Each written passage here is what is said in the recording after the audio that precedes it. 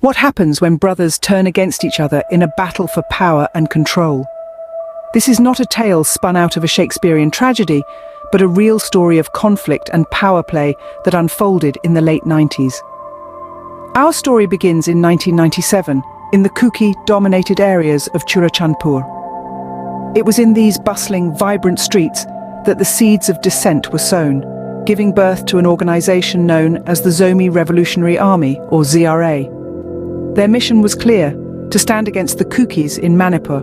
But why, you might ask, would an organization form against their own ethnic brothers? It's a question that has puzzled many. The reasons are complex and multi-layered, often rooted in historical grievances, political ambitions, and the fight for resources and control. The ZRA believed that their stance was necessary to protect their interests against perceived threats and injustices. As the ZRA strengthened its position, their gaze turned towards the Chin in Myanmar, another ethnic group with whom they share common roots. The reasons for this shift in focus are as multifaceted as the conflict itself. Some argue it was a strategic move, others suggest it was a desperate grasp for power. Regardless of the motives, the end result was the same. The ZRA began to take action against the Chin, causing ripples of tension and fear to spread across the region. This was not a silent, unobserved conflict. The Chin National Army, a force sworn to protect the Chin people, watched these developments with growing concern.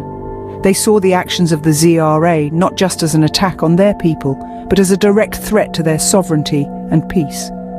It was in this climate of tension and uncertainty that the Chin National Army made a decision that would change the course of their history. They decided to take a stand, to face the ZRA head-on. This was not just a reaction to the ZRA's actions, but a declaration of full-scale war. As the tension escalated, a spark was all it took to ignite the flame of war. The stage was set, the players in place, the birth of conflict had begun. A single event can change the course of history. So it was, with the unprecedented attack launched by the Zomi Revolutionary Army, or ZRA, on the Chin people and the Chin National Army. This wasn't a mere skirmish or a sporadic burst of violence. It was a calculated, ruthless assault, a flagrant violation of peace and safety that sent shockwaves through the heart of Myanmar. The ZRA, an organization born out of Kuki-dominated areas in Churachandpur in 1997, had long stood against the Kukis in Manipur, and now the Chins in Myanmar. But this brazen offensive was different. It wasn't just an attack on the Chin National Army, but a direct affront to the Chin people themselves. The impact was felt far and wide. Lives were lost, homes destroyed, families displaced. The tranquility of the region was shattered, replaced with fear and uncertainty. An atmosphere of tension and mistrust began to pervade the air as the Chin people grappled with the harsh realities of this newfound hostility. The consequences of this attack were far-reaching. It wasn't just about the physical damage, the loss of life, or the broken homes. It was about the psychological impact, the sense of insecurity, the fear that one's home, one's land was no longer safe. It was about the violation of trust, the breaking of bonds, the fracturing of a community that had once lived in harmony. In the wake of such devastation, the Chin National Army found itself at a crossroads. It could either let this act of aggression go unanswered, or it could stand up, retaliate, and defend its people. The choice was clear. The Chin National Army decided to take stern action against the ZRA. This was no longer a mere dispute or disagreement. This was a full-blown war, a fight for survival, a battle for dignity and respect. The Chin National Army was prepared to do whatever it took to protect its people and its land.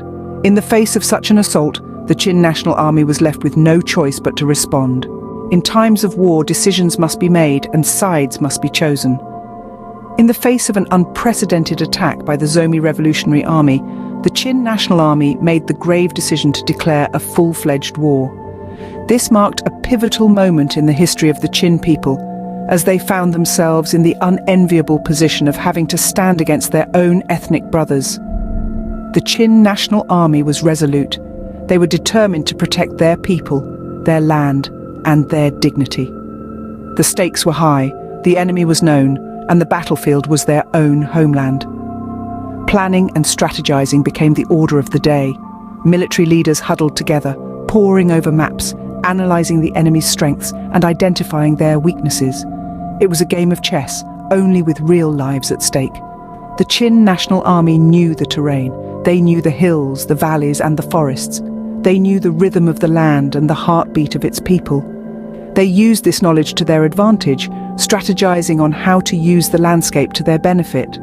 They planned for ambushes and counterattacks, for stealth operations and open combat. They prepared for the worst, hoping for the best. Soldiers were trained, weapons were checked, and supplies were gathered. The air was thick with anticipation, with fear, with resolve. But the Chin National Army was not just preparing for a war. They were preparing to defend their identity, their heritage, and their future. They were preparing to fight a war that no one wanted, but one that was thrust upon them. And as they stood on the brink of this war, they knew they were not just soldiers. They were fathers, brothers, and sons. They were the defenders of their people, the guardians of their land, and despite the shared blood and history, they stood ready to face their brethren in battle. Despite the shared blood and history, the Chin National Army stood ready to face their brethren in battle. War is a complex entity, ever-changing and unpredictable. The current state of the conflict between the Chin National Army and the Zomi Revolutionary Army is a testament to this complexity. We find ourselves in a situation where two forces, born from the same ethnic roots, are engaged in a bitter struggle. The Chin National Army, having been victims of an unprecedented attack, are now ramping up their efforts to combat the Zomi Revolutionary Army. This drastic shift in dynamics has redefined the battlefield, escalating it from sporadic clashes to an all-out war. The Zomi Revolutionary Army, originating from Kuki-dominated areas in Churachandpur in 1997, have expanded their influence and operations not just against the Kukis in Manipur, but now against the Chin in Myanmar as well. This internal strife presents numerous challenges. The socio-political landscape of the region is in turmoil, with the potential for further escalation and instability. Yet, amidst this chaos, there are also opportunities for resolution and peace. The common ethnicity and shared history of these groups could be the very foundation for reconciliation. The potential outcomes of this conflict are as diverse as they are unpredictable. Everything from a protracted war to a negotiated peace to a complete dissolution of one or both parties is possible. As the battle rages on, one can only hope for a resolution that would restore peace and unity among these ethnic brothers. History is written by those who dare to take a stand. The Chin National Army's response to the Zomi Revolutionary Army's attacks offers us a stark reminder of that. In this complex tapestry of ethnic strife and political maneuvering, understanding these conflicts becomes crucial. They shape not just the narrative of nations, but the lives of people caught in their crossfire. To follow this unfolding story, don't forget to subscribe to Zelengam Media. Stay informed, stay engaged.